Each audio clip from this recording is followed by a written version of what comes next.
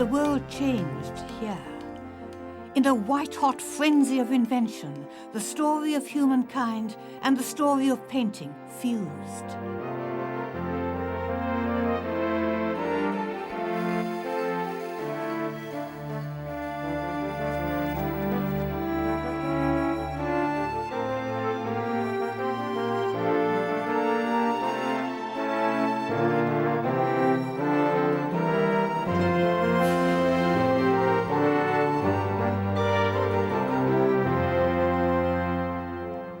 The city of Florence, possibly the most important city in the story of painting, because it was the Renaissance city where Leonardo and Michelangelo and Botticelli lived and worked.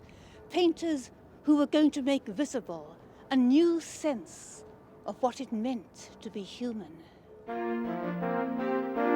But if you asked the great artists of the Renaissance where the dynamite of this new vision began to fizz and splutter, they would direct you to a small side chapel in the Carmelite church. They all came here to marvel at the work of a young artist, Masaccio, forever young because he died in his 20s, and the Renaissance begins with him. Adam and Eve, being expelled from paradise, from the bliss of the womb, into the hard, cold light of every day. And Masaccio makes them so totally credible to us, such different people. Adam's so unconscious of his body, but he hides his face. He can't bear the light of truth. Perhaps he doesn't know who he is anymore. And Eve, very aware of her body, though there's actually nobody to see her, but what she exposes is her face, that terrible primal scream that she emits, and her eyes like slits, a newborn baby's look. Or you could say her face is like a skull, because now that they're born, they will die. Everything, really, reverberates through the story from these two images. The beautiful male nakedness of Adam, and the sexuality of Eve, and their immersion in the truth. The angel isn't really driving them out. They're driving themselves out. It's that human guilt. And this, I think, is terribly important, because we can think of the Renaissance as seeing humanity as sort of godlike. No, they saw humanity as dignified, as able to stand up and take responsibility. But they bore the weight of all the grief that mankind had ever known, all the guilts and the fears. They stand on the earth and they cast their own shadows. That's what the Renaissance was about. Humanity as upright, suffering but responsible.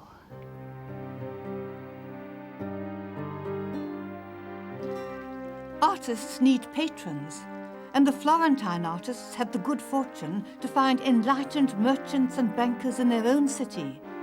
And most important of all was the Medici family. They were bankers. Popes and queens would come from their ranks. But their real contribution to history was the way they spent their money.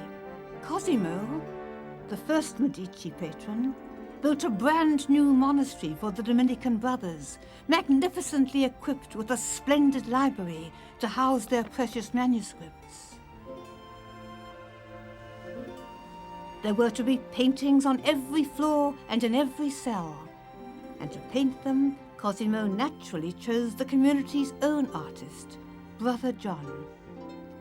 He painted angels with such delicacy and conviction that he was nicknamed Brother Angel, Fra Angelico.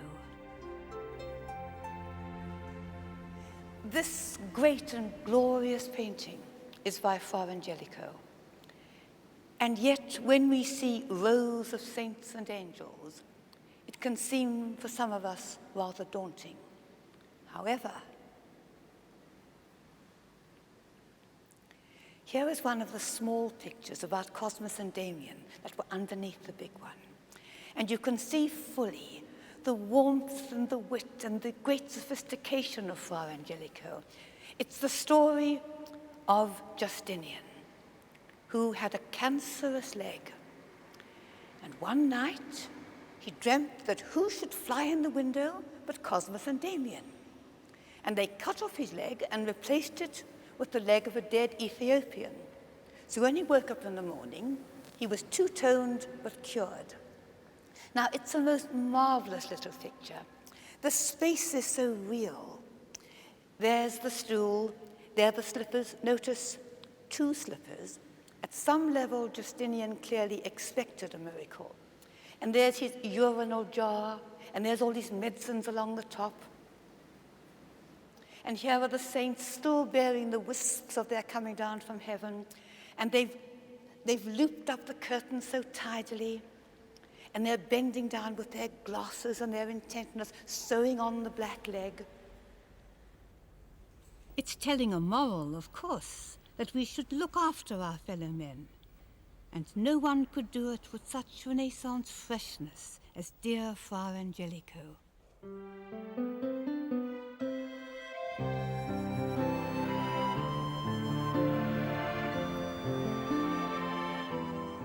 The wealthy have always wanted their homes decorated, and the Renaissance found new themes.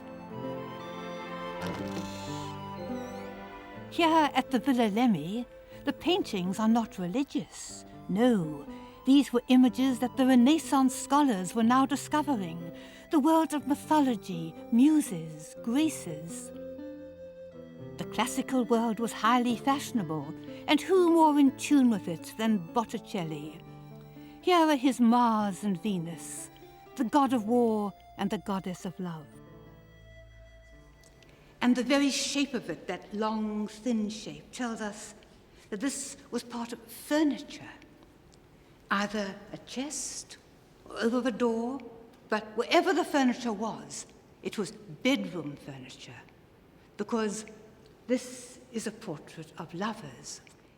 And you know, Botticelli is so gracious and elegant, almost a garden party sort of painter.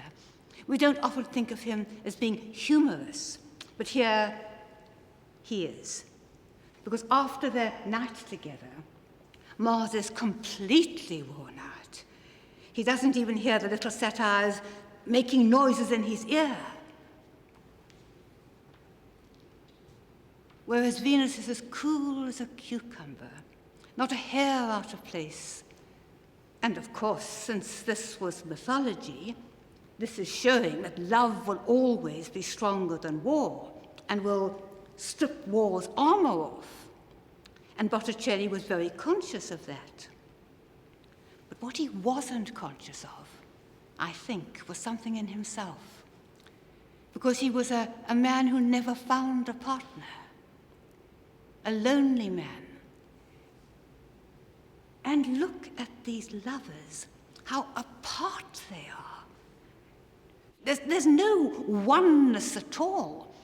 You don't feel Mars minds all that much. He's just sunk in almost a brutish slumber. But Venus, for all that brave little smile, don't you think there's just an element of a woman facing loneliness? Mightn't many a Renaissance woman looked at this and felt that was a woman's life? And I think it's all those elements, the wit and the moral commitment which was so profound in Botticelli, and this unconscious understanding of what it meant to be alone, that gives this painting its enormous appeal.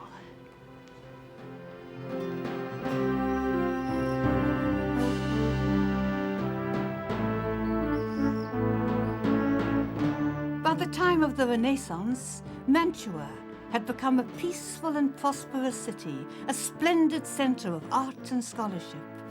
Courtly life was glamorous, with pageants and festivities to rival those of ancient Rome. Its ruler, Ludovico Gonzaga, lived amidst beauty, wealth, and learning. Among his retinue was a court painter called Andrea Mantegna.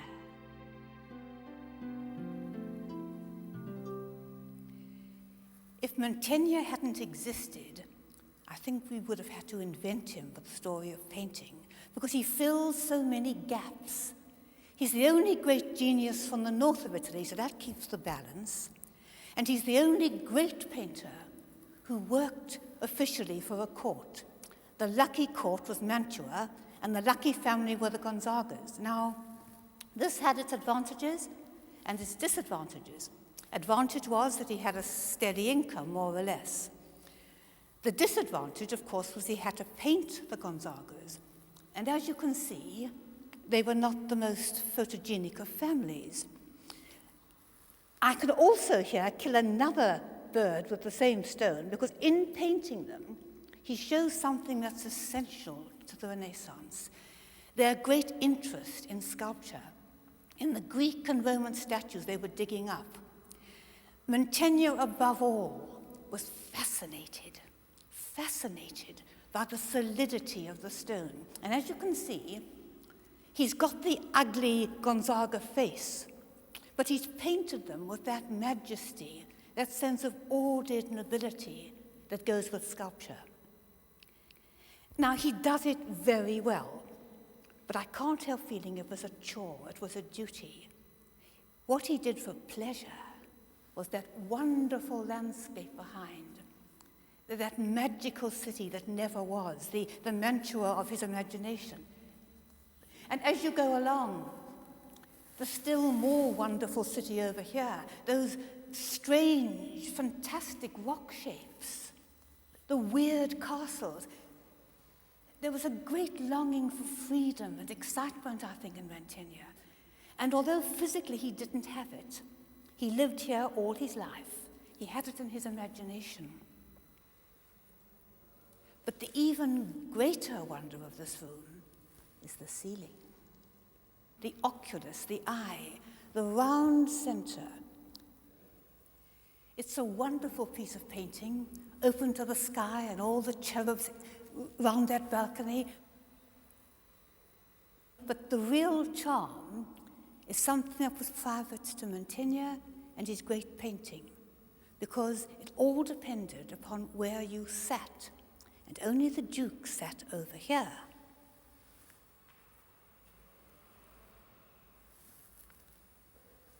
Now, his guests came in this way, and he alone knew, sitting here, that up there was a booby trap.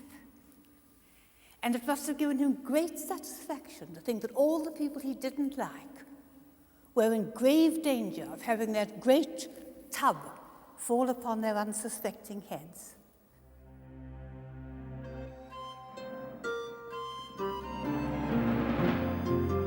So much of the Renaissance was about learning to control the world, and central to this was the new science of perspective. It was Masaccio who brought perspective to painting, one of the crucial events in the story. His Trinity is painted on the wall of a great Florentine church, but the skeleton of Adam, the first man, pushes back underneath the ledge. And above it, the crucified Christ hangs in real space, as if in a side chapel. It's hard to believe that it's not real architecture, only paint. The technique was perfected in paintings like this, the ideal city, attributed to Piero della Francesca. Everything in this picture converges on the center with a vanishing point, as if battering the chaos of the world into harmony.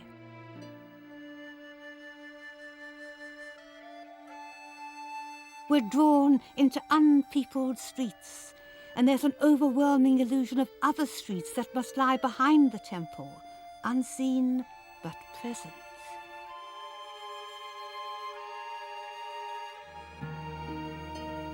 Piero wrote books on mathematics and optics.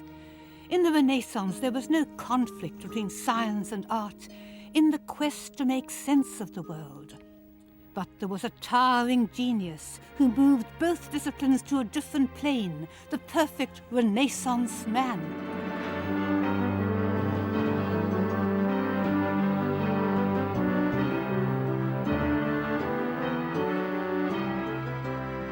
Leonardo, the man from Vinci, born the illegitimate son of a small-town lawyer, he possessed one of the greatest minds of all time.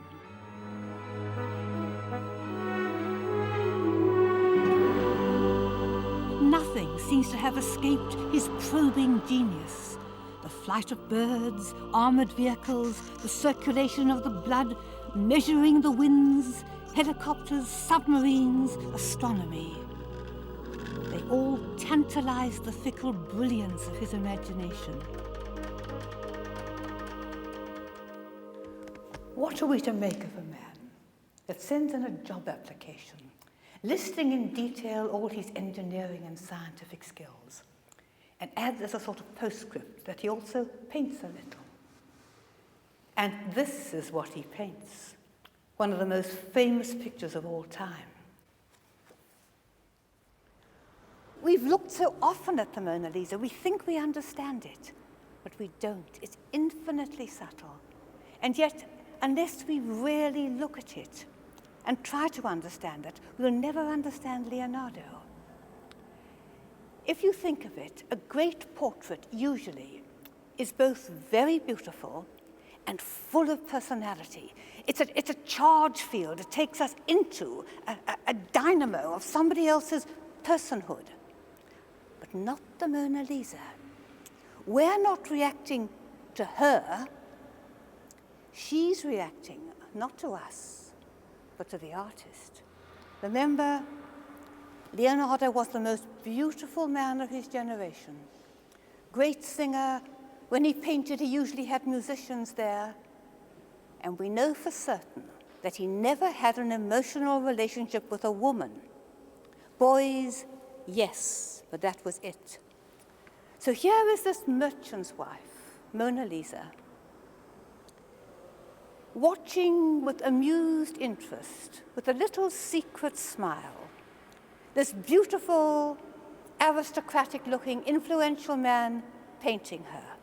She knows exactly what she thinks, and she's not going to share it. And the wonder of Leonardo is that he's caught that. This look, not of sharing her personality, but of looking at him and secretly smiling and keeping herself a mystery. And you can see behind, he's painted that wonderful vista of hills melting into one another, mysterious mountains and rivers, all suggesting, of course, the eternal mystery of womanhood. And she's probably sitting within smelling distance of her kitchen, and she knows that the eternal mystery of womanhood means something quite different to Leonardo than it does to anybody else she knows. And she's enjoying it. And Leonardo has the humility, really, has the genius to share the secret, I won't show you what I'm like, I'll just show you my reaction, personality with us. It deserves to be the greatest painting in the world, or at least the most famous.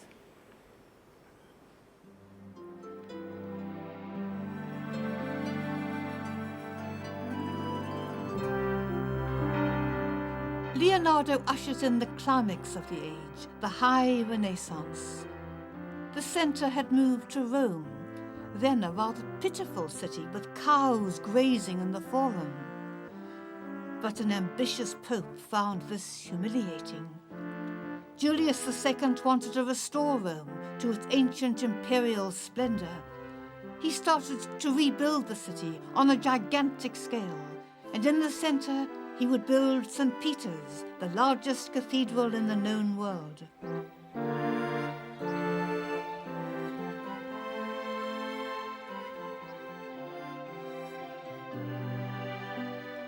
Julius had an eye for talent, and when it came to painting his own apartments, he chose a young sensation from the provinces, Raphael. He was only 25, and he was clever. All the paintings in this room celebrate the power of the papacy, from Julius right back to the first pope, St. Peter. St. Peter's been put in prison, and Raphael tells the whole story of how he got free by using light. On this side, you've got the steps leading up to the prison.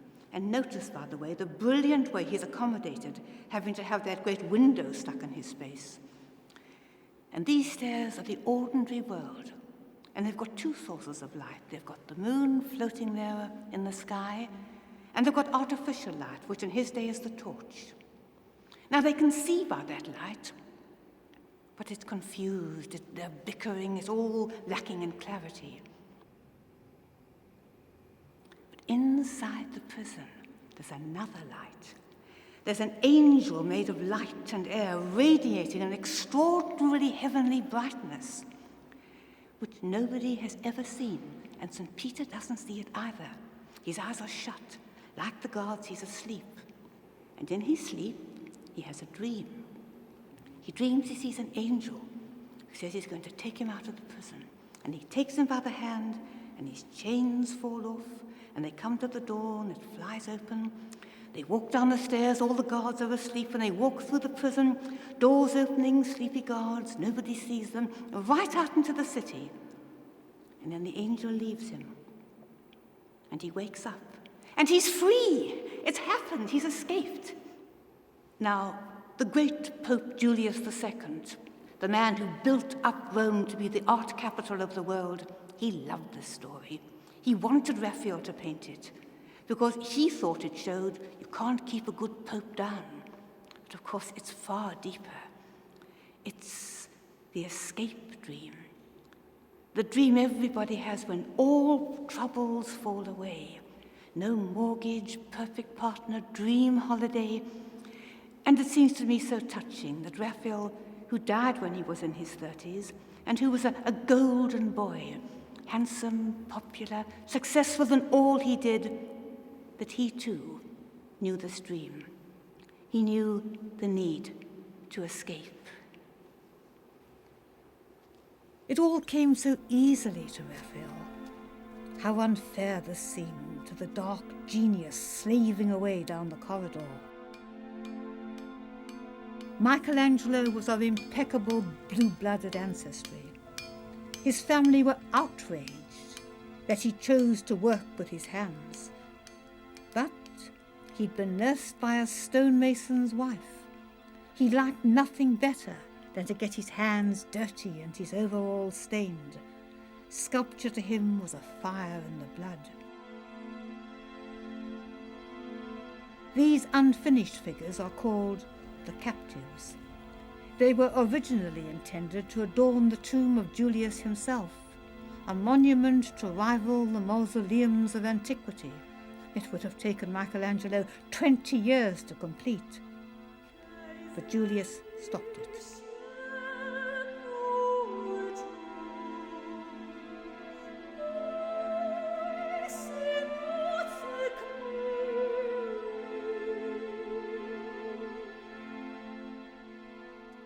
He asked him to paint a ceiling. Michelangelo hated painting. He thought he had no gift for it. And this is what he did.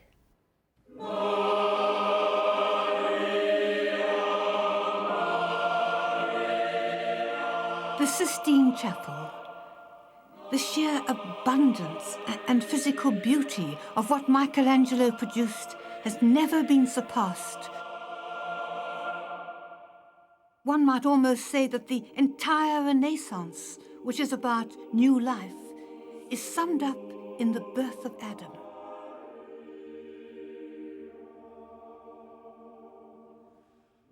Adam sprawls there in his naked male glory, but he's not alive.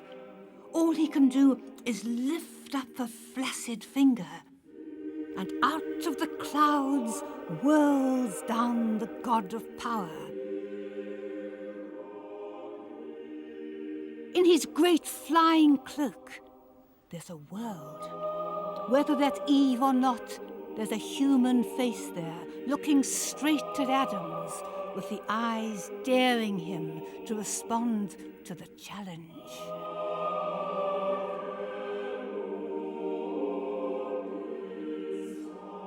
And God's finger touches that of man. Adam is so beautiful, but he hasn't got a mind yet. He's not alive. And this mattered intensely to Michelangelo. He thought the height of beauty was the young male body. But it had to be a thinking body. And to drive this home, he's put all round the ceiling what are called the inudi. Scholars have often wondered what they're doing there. What they're doing is making this inescapable, that beauty alone is not enough. You've got to have a spirit. You've got to be thinking. And the whole ceiling tells the story of our adventure through time, which has brought us to where we are now.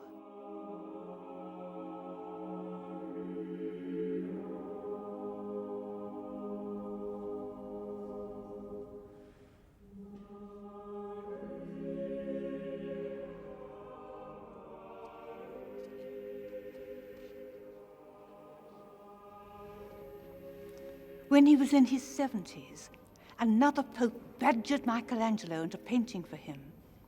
But the conversion of St. Paul is very different from the Sistine Chapel. Here, all's in confusion. Christ plummets from the skies, knocks St. Paul off his horse, and he lies there. But it's not the face of the young Paul, it's an old face. The face of the old Michelangelo, and he lies there lost and bewildered. He's outlived the Renaissance, and he knows it. And he's looking with sightless eyes into the mysteries of the new post-Renaissance world.